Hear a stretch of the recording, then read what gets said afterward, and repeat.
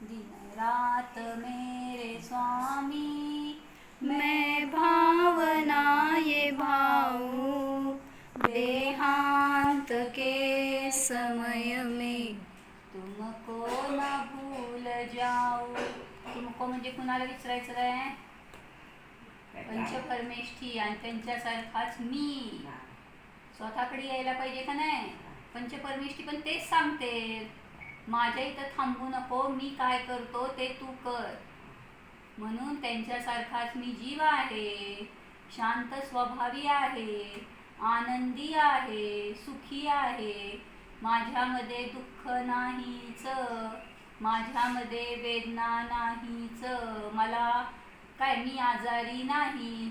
पुरुषार्थ करावा लागेल, म्हणजे म्हणावं तर लागेल का नाही आधी. कारण आपण आत्तापर्यंत काय चिंतन केलं? मी आजारी असं केलं ना, उलटं चिंतन केलं. कारण आपल्याला माहीत नव्हतं मी शरीरापासून भिन्न जीव आहे. त्यामुळे सगळं जे जे चिंतन झालं ते सगळं चिंता झाली.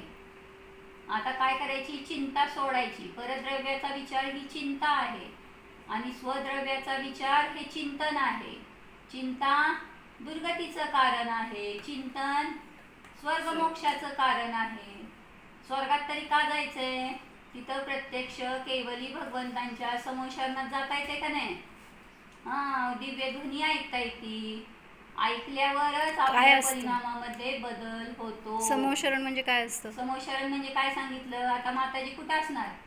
शांतीसागर महाराज, वीरसागर महाराज यांनी संयमाला धारण केलं, धर्माला धारण केलं, ते कुठे असणार आहेत आता?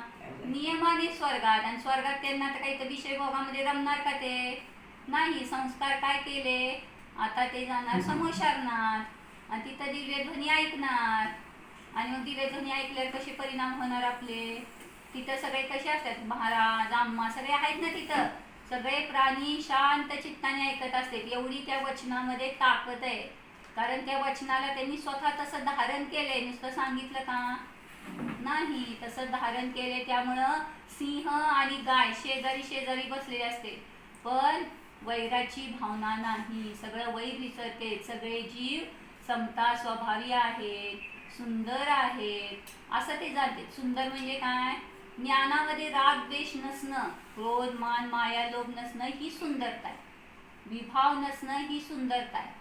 जे ज्ञान स्वभावाकडे लागलेलं आहे ते ज्ञान सुंदर आहे, ते विचार सुंदर आहे. म्हणून जीव सुंदर आहे. जीव कसा आहे स्वभावाने? सुंदर का आहे?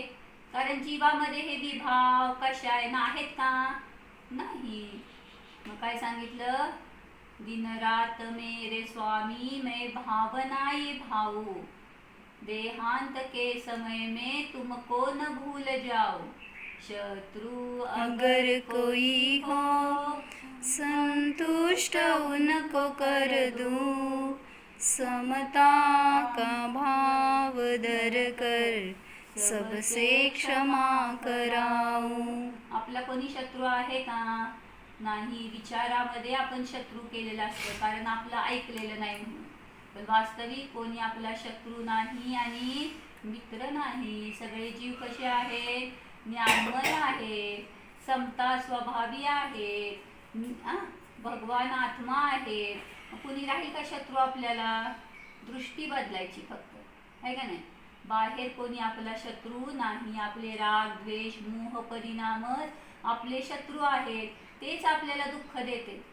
चुकीचे परिणाम आपल्याला दुःख देते. बाहेरचे जीव आपल्याला दुःखी करू शकत नाहीत. त्यांनी काय केलं? आपण ठरवलं मी नाही दुःखी होणार, तर कोण दुःखी करू शकतोय आपल्याला? नाही. म्हणून बाहेर कोणी आपला शत्रू नाही आणि मित्र पण नाही. सगळे जीव कसे आहेत? समान आहेत, ज्ञानमय आहेत, शरीरधारी नाही आहेत, अशरीरी आहेत. सगळे कसे आहेत? ही द्रव्य दृष्टी झाली. पर्याय दृष्टीने बघतो आपण शरीर, पण पर्याय दृष्टी कशी आहे? क्षणिक आहे, विनश्वर आहे, पराधीन आहे. आणि त्यामुळे काय होते?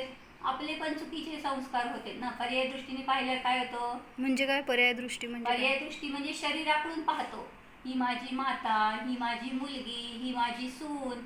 मग जीव आहे काय? कोण? सून, मुलगी. जीव तर जीवच आहे ना. या पर्याय आहेत आणि ह्या क्षणिक आहेत. या कायमच्या राहणाऱ्या आहेत का? नाही. मग जे कायमचं असतं ना ते सुंदर असतं. जे क्षणिक आहे ना ते त्या वस्तूचं स्वरूप नाही, आपण तसं मानलं आणि त्यामुळे आपले परिणाम चुकते. मग तिला सून म्हणून नाही पाहायचं, काय पाहायचंय? जीव आहे. मुलगा नाही, कोण आहे? जीव आहे. मुलगी नाही, कोण आहे? जीव आहे. आता रागद्वेष होतेत का बघा बरं?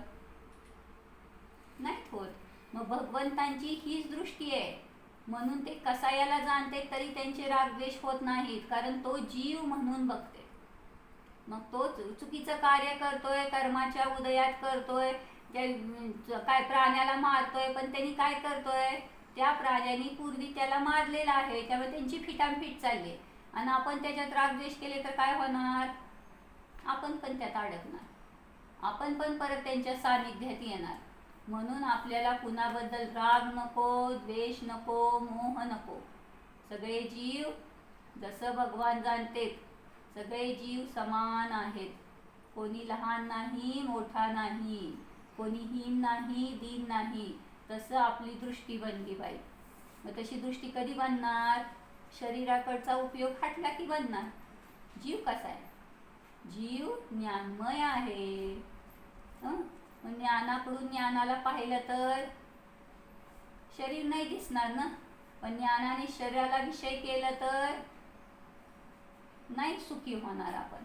म्हणून आपल्याला बाहेर काही करायचं नाही, फक्त दृष्टी बदलायची. म्हणजे द्रव्य दृष्टीने स्वतःला पाहायचंय, दुसऱ्यांना पण पाहायचंय, पर्याय दृष्टीने नाही. पर्याय दृष्टीने पाहतो हा माझा अपराध आहे, आणि ती दृष्टी बदलावी लागेल. अनादी काळापासून त्याच दृष्टीने पाहिलं आपण.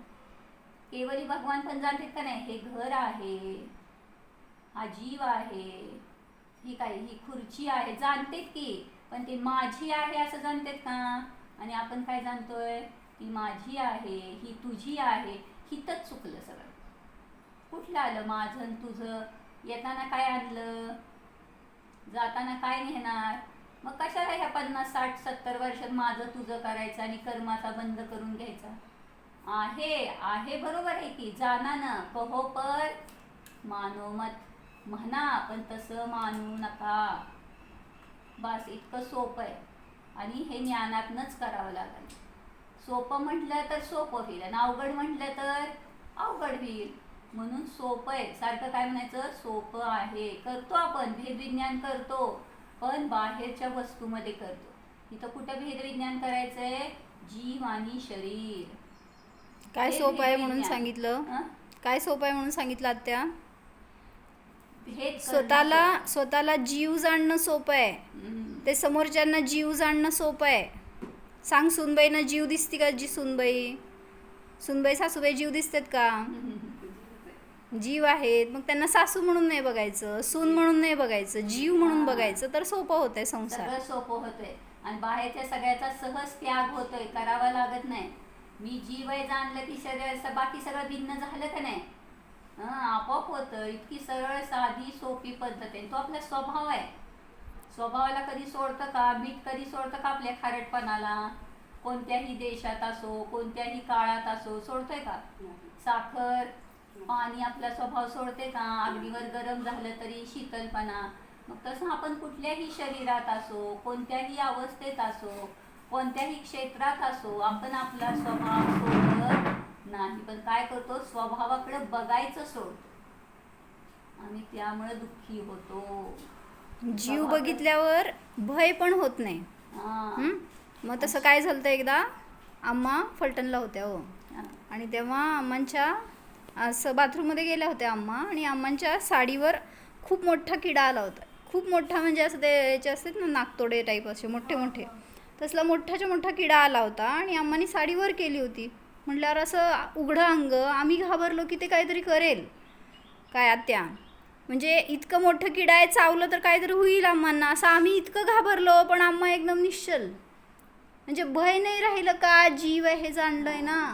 आणि आपण बघतोय की ते चावेल, काय तर करेल, पण ते पण तेवढं निर्विकल्प होतं. ते काय करत नव्हतं, बसलं, फक्त बसलं होतं, उडून गेलं नंतर ते. आपली दृष्टी बदलली की समोरच्याची पण दृष्टी बदलती. म्हणून सोपं आहे काय? आपली दृष्टी बदलायची. फळ आपल्याला कशाचं मिळणार आहे? आपल्या दृष्टीचं, आपल्या परिणामाचं. मग दुसऱ्याची चिंता करायची काही कारण आहे का? नाही. मग चिंताच होणार नाही. काय होणार नाही? चिंता होणार नाही. त्यागो त्यागो आहार पाणी औषध विचार अवसर टूटे नियम न कोई दृढता हृदय में लाऊं. कोणती दृढता लावायची? मी जीवच आहे, जीवच होतो, जीवच राहणार आहे. मी शरीर रूप झालो नाही, होणार नाही, होत नाही. ही दृढता. यात सगळ्याचं पालन झालं. व्रताचं पालन झालं, संयमाचं पालन झालं, परिणामामध्ये जागृत राहिलं. सोपं आहे ना मग हे? एवढंच लक्षात ठेवायचं. काय? एवढाच आपला पुरुषार्थ आहे. इथंच आपण पुरुषार्थ करू शकतो. बाहेर पुरुषार्थ करू शकत नाही. शरीर परद्रव्य आहे. पुष्कळ वाटलं हे करावं ते करावं, पण शरीराने साथ देत आहे का? नाही. मग काय त्याचा विचारच करायचा नाही. मी शरीर नाहीच ना, मी जीव आहे म्हटल्यावर परिणामामध्ये जागृत राहायचं. मग कोणती दृढता ठेवायची? काही झालं तरी मी मरणारा नाही, मी अजर अमर आहे, मी शाश्वत आहे, मी जीवच आहे, मी निरोगी आहे, मी चिरतरुण आहे. हेच विचार करायचा. हे वास्तविक सत्य आहे. बाकी सगळं खोटं आहे, भास आहे. संयोग आहे, तिथं वियोग आहे, पण आपण संयोगाच्या ठिकाणी वियोग पाहत नाही आणि म्हणून वियोग होताना दुःखी होतो. सांगायचं का? राहिलेले उद्या घेऊ पुढं. जय जिनेंद्र. क्षमावली. काय क्षमा? सगळ्यांना क्षमा मग काय म्हणायची? शरीरातल्या सर्व जीवांची क्षमा. मी त्यांना पूर्वी कधीतरी त्रास दिला असेल म्हणून ते माझ्या शरीरात आले, तर त्या जीवांची मी क्षमा मागतो. ते जीव मला क्षमा करो. ओम. ओम म्हणजे काय? पंच परमेष्ठी. ओम म्हणजे काय? निज ध्रुव आत्मा. आपल्याला जास्त नाही म्हणणं झालं तर ओम म्हणता येते का नाही? म्हणजे आपण ते भगवंतांजवळ पोचतो आणि भगवंतांजवळ पोचलं की आपल्या आत्म्याजवळ येतो. जिनं दर्शन करून आपल्याला निज दर्शन करायचंय. जसे भगवान जीव आहेत ना, जीव असा असतो. भगवंतांकडे वळल्या काय कळतं आपल्याला? जीव असा असतो. आणि मी कोण आहे? जीव आहे. ओम. ध्यान सांगा की 2 सूत्र. ध्यान करत सारखं ध्यान करायचं. त्यांना कॅसेट लावून दे ध्यानाची. ते शब्द कानावर पडले ना, मी शुद्ध आहे, मी सिद्ध स्वरूप आहे, मी ज्ञानमय जीव आहे, मी अशरीरी आहे. त्यांनी सांगते तसं ध्यान करायचं. आत्या डोळे बंद करून जाणायचं तसं मी आहे. जाणीव होते आहे, जाणतोच आहे. जाणण्याशिवाय मी अन्य काही करू शकत नाही. निर्णय करा, श्रद्धांतके करा. जीवोहम एकोहम शांत स्वरूपोहम